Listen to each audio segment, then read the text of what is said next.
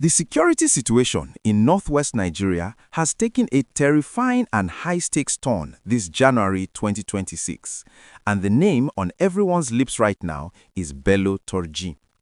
Just when the nation thought the tide was finally turning with the unprecedented United States precision airstrikes on Christmas Eve 2025, the notorious bandit kingpin has reportedly resurfaced with a vengeance.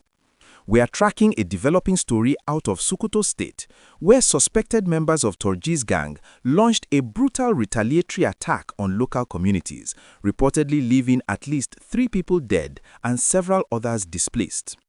This comes in the wake of those massive missile strikes in the Tangaza and Tambuwal local government areas that targeted Islamic State-linked extremists and bandit hideouts. While the military initially hoped these strikes would decapitate the terror leadership, the reality on the ground is proving much more complex. Turji, who has famously evaded capture for years, seems to be using these latest events to project an image of being untouchable, thumbing his nose at both domestic and international forces. The gist of the matter is that these recent attacks are being viewed by security experts as a desperate show of force. After the US launched powerful strikes in coordination with the Nigerian government, rumors began to fly that Turji himself had been neutralized. However, those reports turned out to be premature. Instead of hiding, the bandit leader has reportedly shifted his tactics, moving his fighters into smaller, more mobile units to avoid being picked off by aerial surveillance. The tragedy in Sokoto community highlights the related talk that many villagers have been fearing, the revenge cycle. When the military hits these camps from the air, the bandits often turn their frustration on the nearest vulnerable civilians, accusing them of providing intelligence to the government. It is a heartbreaking situation for the residents of Sabon Birni and Isa local government areas, who are now caught between the fire of high-tech missiles and the brutal reality of ground-level banditry. As we dive deeper into the aftermath of the Christmas Eve strikes, it is clear that the technology being used is unlike anything we have seen on Nigerian soil. Residents of Jabo village reported that the sky glowed red and their rooms shook with such intensity that they feared the world was coming to an end. This new phase of an old conflict, as Foreign Minister Yusuf Tuga called it, represents a strategic partnership where the US provides the eyes and the heavy ordnance, while Nigeria provides the ground intelligence. But the question remains, if the sky is being cleared of terrorists, why are the villages still burning? The recent killings of 3 civilians in a remote Sokoto hamlet suggest that while the big fish are being targeted, the smaller, more agile bandit groups are still very much alive and capable of extreme violence. What makes this January 2026 update so critical is the growing influence of the Lakurawa group, an extremist sect that has been terrorizing the border between Nigeria and the Niger Republic. Reports indicate that these fighters, who are often better armed than the local bandits, have been seen loitering around communities like Bauni, even after the US munitions fell. There is a deep-seated fear among the locals that the airstrikes, while impressive in their power, may have missed their mark because the terrorists moved their families and gear just hours before the missiles arrived. This is the gist that is causing so much tension in the northwest right now, the feeling that the enemy is always one step ahead. If you are following this story and want to stay ahead of the curve with the most accurate, up-to-date security reports from across Nigeria, please do me a huge favor right now. Smash that like button and subscribe to the channel. Your support helps us keep the spotlight on these critical issues and ensures that the voices of the victims are never silenced. By hitting that notification bell, you ensure you are the first to know when the military makes its next move or when new details emerge about Turji's whereabouts. We are committed to bringing you the truth, so join the community today and let's keep the conversation going, because your engagement actually helps this information reach the people who need it most. The political fallout from Turji's resurgence in 2026 is also massive. Governor Ahmad Aliyu of Sokoto and the Minister of State for Defense, Bello Matawalle, are under intense pressure to deliver on the promise that the end is near for these criminals.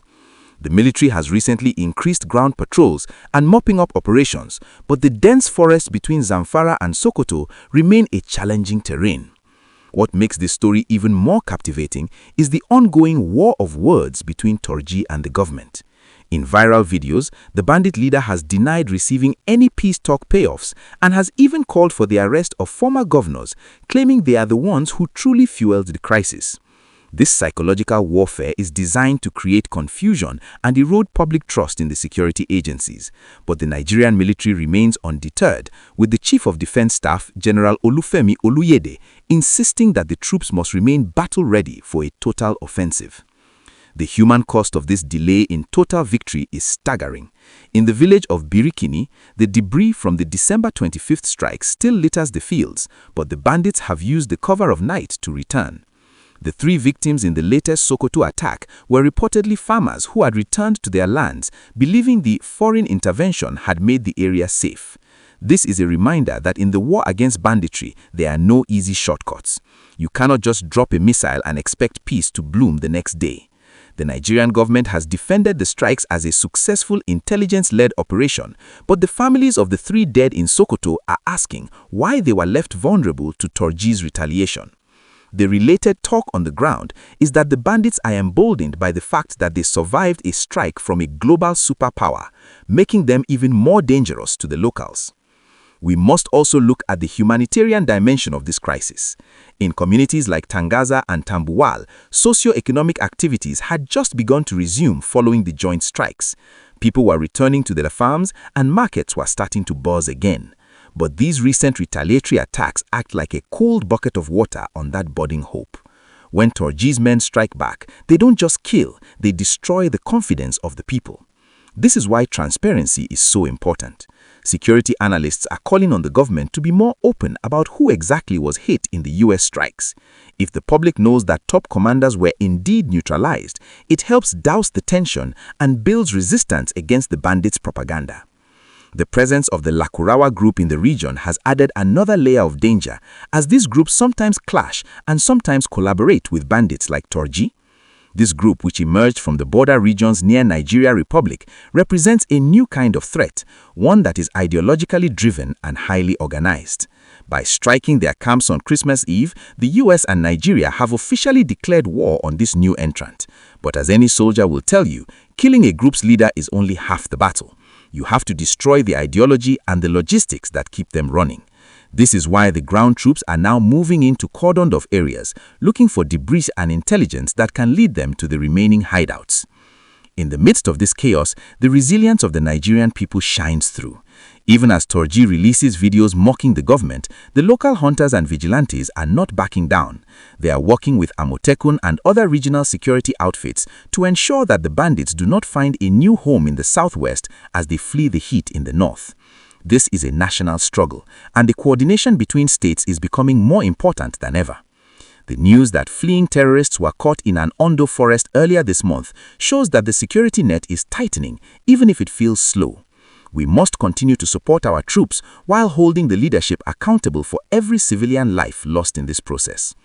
As we look towards the rest of January 2026, the big question is how the Nigerian Air Force and their international partners will respond to these retaliatory killings.